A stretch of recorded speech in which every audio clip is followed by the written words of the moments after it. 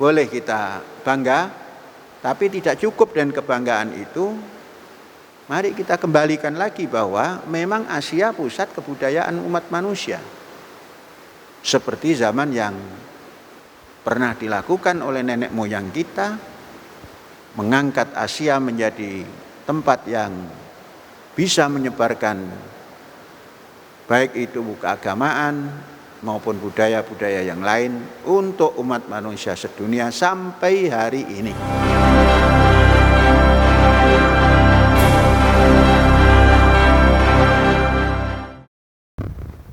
Saudara-saudara, sejarah ini perlu kita dalami, sebab dalam perjalanan kehidupan bangsa Indonesia ini selalu dihadapkan pada budaya yang eksklusif. Kalau sudah Muslim seakan-akan tidak ada kaitan dengan Cina. Terlalu dekat membaca Cina, tapi tidak terlalu jauh memahami Cina. Kita mempunyai pandangan terhadap Cina itu paling jauh abad 20 yang kita baca. Kalau kita hanya membaca abad 20, itu nanti ketemu di perempatan abad 20, yaitu kegiatan nasionalismenya, yang pernah makamnya kita kunjungi itu, Sun Yat-sen. Kemudian masuk lagi nanti gerakan kemerdekaan, baru masuk lagi gerakan komunis atau long march, revolusi budaya. Nah, itu yang kita pahami selama ini. Jadi Cina itu dari 05 sampai kepada akhir abad ini atau paling tidak tahun 60-an. Nah, seakan-akan budaya Cina itu hanya itu. Kita tidak pernah membaca budaya Cina sebelum itu dan bagaimana menghantarkan budayanya menjadi masuk kepada revolusi budaya tadi. Dan revolusi budaya itu mampu menerbitkan yang hari ini Cina modern. Cina modern. Saudara-saudara, karena kita baca sejarah itu, Asia ini sumber kebudayaan dan kemanusiaan, sangat wajar kalau sekarang di abad atau di milenium 2 Masehi ini mulai tampak bahwa perkembangan Asia diwakili oleh Cina ini mulai bangkit. Kalaulah tidak memenangi perjalanan perlombaan, tapi orang semua sudah mulai membendung. Nah, coba kita baca dulu pelan-pelan. Kalau dulu perkembangan budayanya melalui agama, sekarang melalui agama baru, yaitu agama sains teknologi.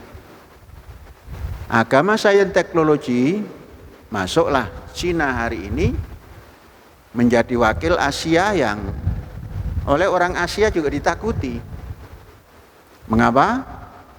Karena selalu kalau ada yang tampil itu Barat selalu mengenduskan atau menghembuskan rasa jealous kepada yang sedang tampil dari Asia.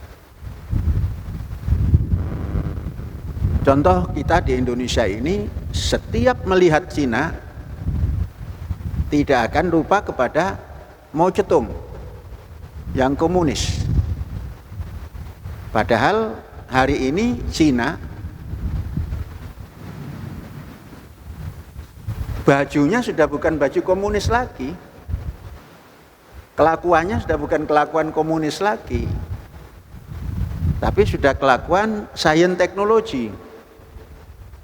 Nah, peradaban inilah sangat mungkin bersumber dari peradaban awal, yaitu Konghucu, Buddha, Taoisme, dan lain-lain yang bersumber dari negeri Cina itu.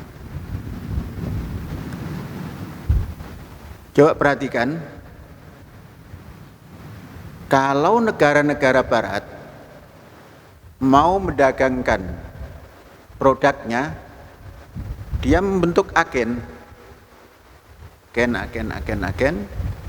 Mengapa?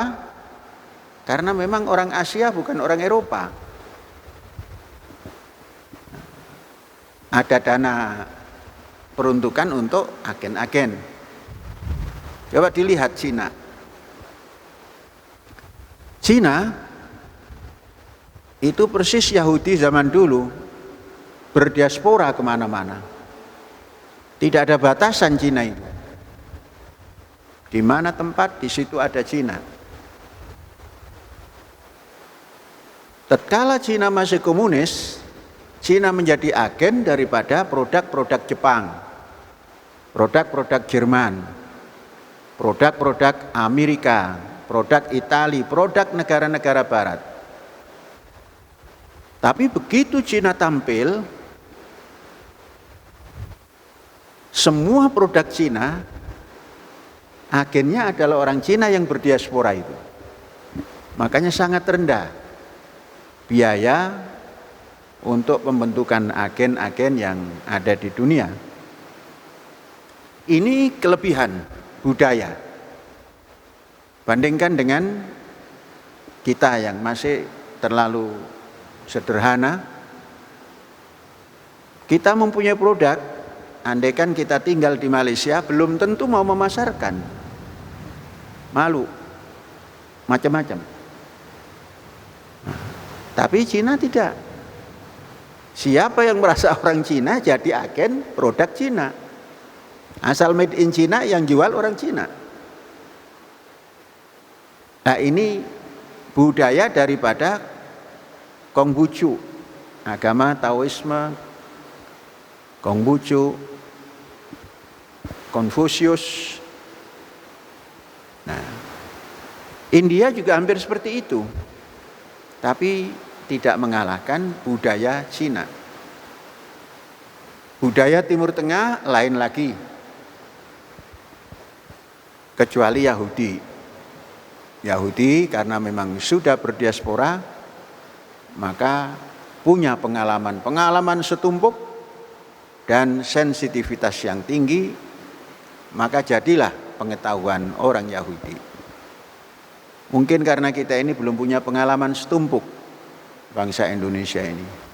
Pengalamannya baru perkelahian tahun 45 dengan tentara yang balik itu. Jadi belum punya pengalaman setumpuk. Atau saling bunuh sebangsa, belum banyak, belum setumpuk. Dan tidak sensitif. Makanya masih sulit untuk bisa gerak cepat ke depan. Nah, saudara-saudara, itu budaya. Kemudian agama yang tumbuh dari Asia ini, semua agama tumbuh dari Asia. Yahudi dengan segala macam fraksinya, kemudian Nasrani dengan segala macam fraksinya atau pecahannya,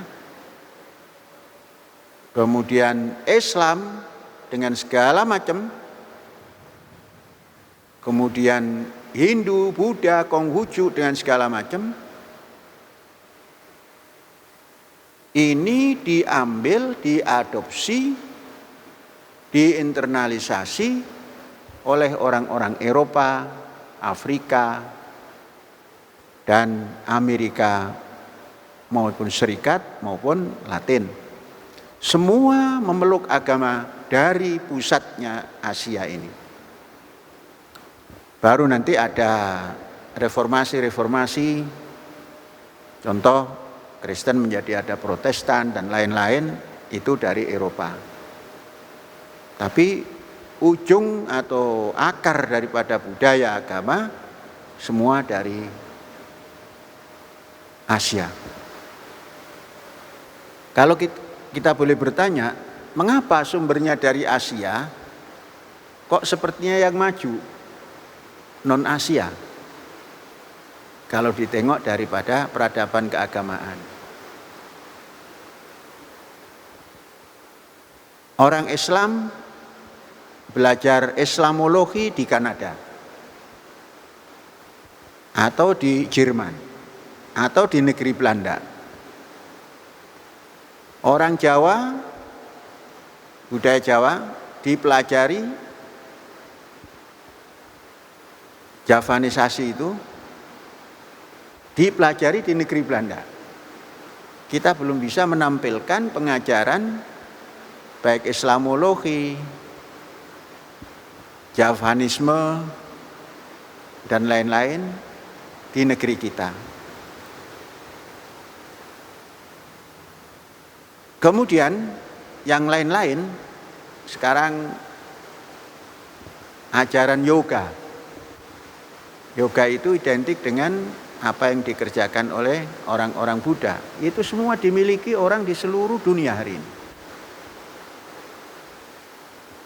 Nah, kemudian Islam ini cenderung kepada kembali ke masa lalu yang semua sulit untuk diterapkan dalam kehidupan masa kini. Maka terjadilah kekerasan-kekerasan berdasar agama. Nah, ini yang terjadi. Tempat sumber budaya manusia dan kemanusiaan, muncul budaya-budaya yang bertentangan dengan kemanusiaan.